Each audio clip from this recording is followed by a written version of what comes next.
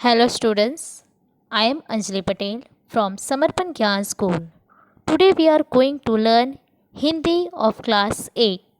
In Hindi, we are going to study about the lesson number 3 बस की यात्रा जिसके लेखक है हरिशंकर परसाई। तो चलो बच्चों, आज हम जानते हैं पृष्ठ 15 का चित्र का नीचे के हिस्सा। तो बच्चों, हमने पहले वीडियो में यह देखा था कि कहीं ना कहीं ये बस जो है वो कहीं ना कहीं असहयोग आंदोलन की हमें याद दिलाती है, क्योंकि यहाँ पर कोई भी हिस्सा उनके साथ मेल नहीं खाता है। तो बच्चों, आज हम यह देखते हैं कि लेखक का सफ़र कैसे आगे बढ़ता है। तो जैसे यहाँ पर दिया गया है कि लेखक है वो, आप चित्र में देख सकते हो कि लेखक अपने मित्र के साथ बहुत अच्छे से बैठा है। मतलब कि कहीं ना कहीं लेखक अभी ऐसी आशा में बैठा है कि शायद जो डॉक्टर साहब ने कहा था कि यह बस विश्वसनीय है, तो शायद कहीं ना कहीं ऐसा ही विश्वास लेखक के मन में भी आ चुका है। तो चलो अभी देखते हैं कि लेखक का सफ़र इस बस में कैसे रहता है। एकाएक बस रुक गई। मालूम हुआ कि पेट्रोल की टंकी में छेद हो गया है। ड्राइवर ने बाल्टी में पेट्रोल निकालकर उसे बगल में रखा और नली डालकर इंजन में भेजने लगा। अब मैं उम्मीद कर रहा था कि थोड़ी देर बाद बस कंपनी के हिस्सेदार इंजन को निकालकर गोद में रख लेंगे और उसे नली से पेट्रोल पिलाएंगे, जैसे माँ बच्चे के मुंह में दूध की शीशी लगाते हैं। कि देखो बच्चों, यहाँ पर जैसे लेखक के मन में विश्वास जागता है, क्षण भर में वो विश्वास टूट भी जाता है। कि लेखक को ऐसा लगा था कि शायद ये बस विश्वसनीय है, वो रुकेगी नहीं, भले उसका कोई भी हिस्सा आपस में मेल नहीं खाता हो, फिर भी यह बस जो है वो विश्वसनीय है। पर होता क्या है, जो बस है वो कहीं ना कहीं उनका विश्वासघात कर देती है। कि जैसे ही लेखक के मन में यह विश्वास हुआ कि यह बस है वो चलेगी तो ज़रूर, पर होता क्या है कि क्षण भर में ही वो बस रुक जाती है। और रुक जाने के बाद लेखक को यह पता चलता है कि यह बस रुकने का कारण यह है कि उसकी जो पेट्रोल की जो टंकी है उसमें छेद हो गया है, जिसके कारण पेट्रोल गिर रहा है। और उसको ही बचाने के लिए जो बस का जो ड्राइवर होता है वो क्या करता है कि वह जहाँ से ये पेट्रोल निकल रहा है वहाँ से वो नली लगाकर बस में जितना भी पेट्रोल है वो टंकी में वो सब निकाल देता है। और वो किस में निकालता है? बाल्टी में।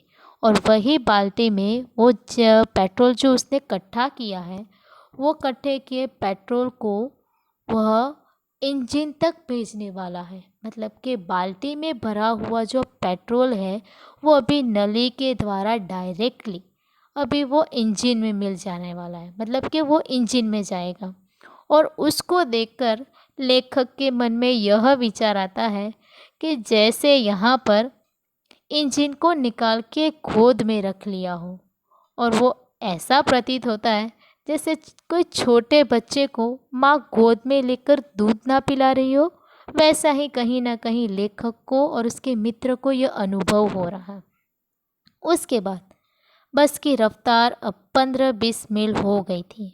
मुझे उसके किसी हिस्से पर भरोसा नहीं था। ब्रेक फेल हो सकता है, स्टीयरिंग टूट सकता है।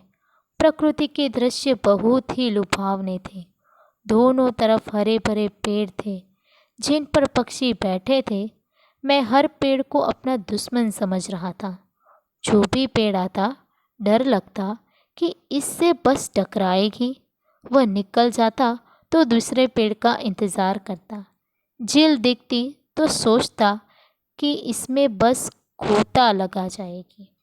मतलब कि कहीं ना कहीं लेखक के मन में अभी डर आ गया है कि कहीं ना कहीं यह बस कहीं पे वापस धोखा ना दे दे। जिसके लिए हम देख सकते हैं कि वह जो पेट्रोल है वो बाल्टी में से नली लगाकर वो इंजन में जा रहा है। मतलब कि ऑब्वियसली हम कह सकते हैं कि बस की जो रफ्तार है, उसकी जो स्पीड है, वो कहीं ना कहीं धीमी हो गई है। और जैसे ही उसकी रफ्तार धीमी हो गई, तो यहाँ पर जो आसपास के जो प्रकृति के दृश्य थे, लेखक उसे बहुत ही मज़े से देख रहे थे।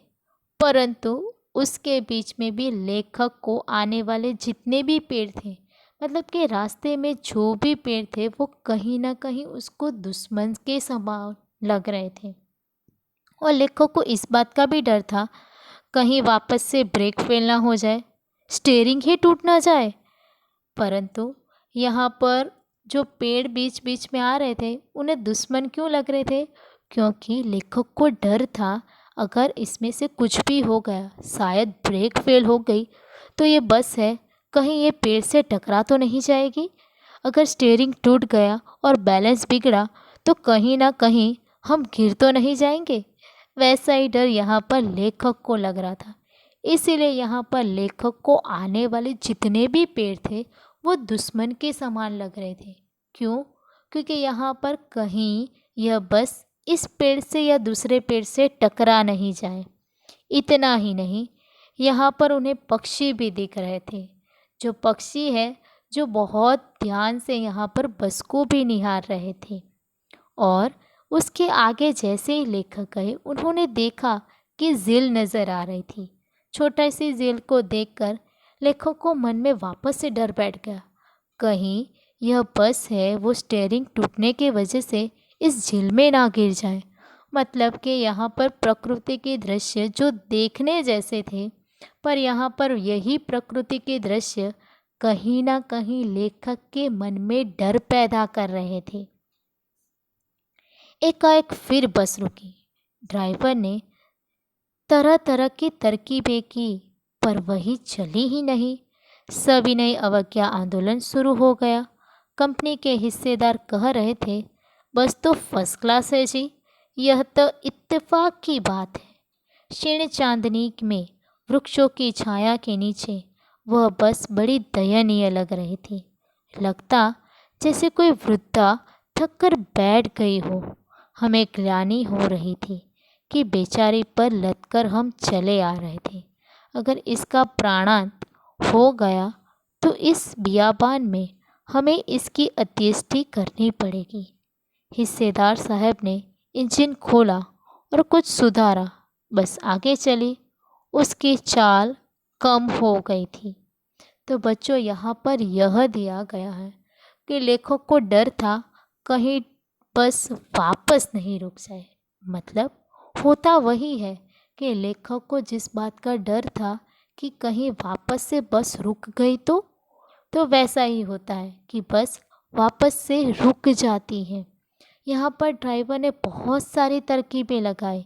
यहाँ पर लेखक को वापस से गांधी जी द्वारा जो अवज्ञा आंदोलन शुरू किया था, वो भी कहीं याद आ रहा था।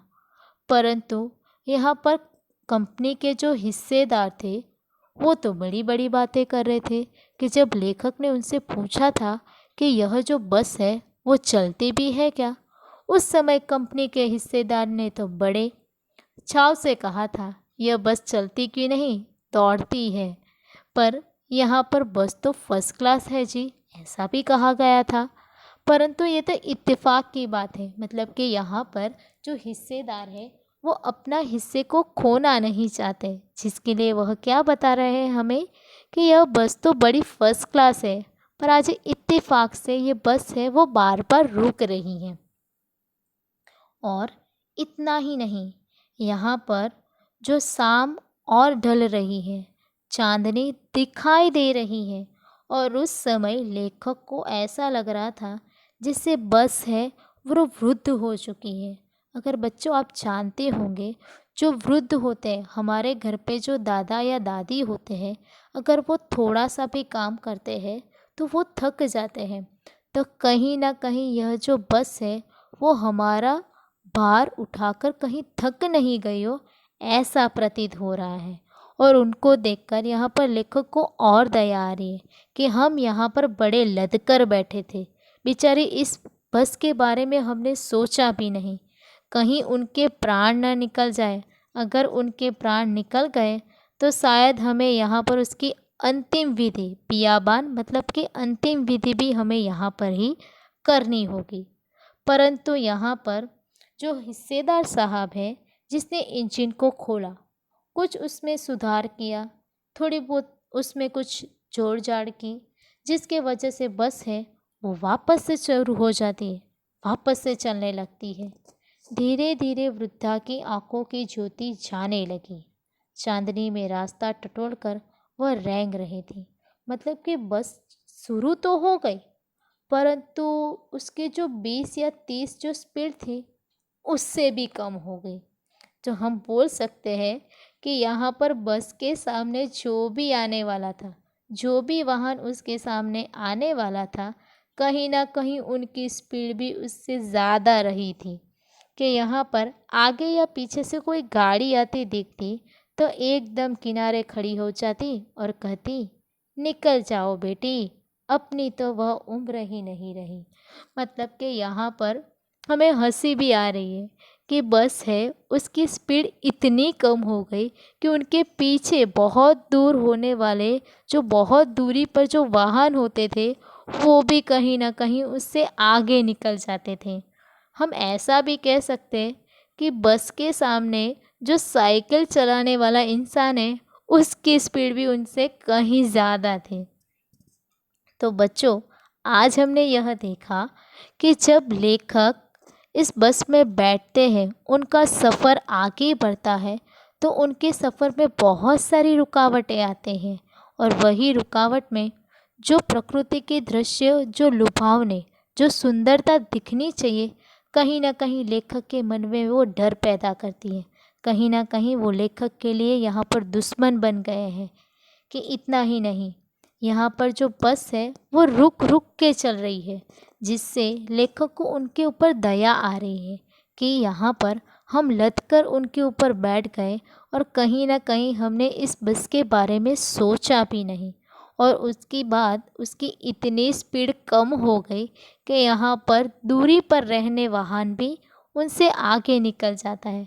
तब ऐसा प्रतीत होता है कि यह बस आने वाले गाड़ी को ऐसा कह रही है, निकल जाओ बेटी, हमारी तो उम्र ही नहीं रही।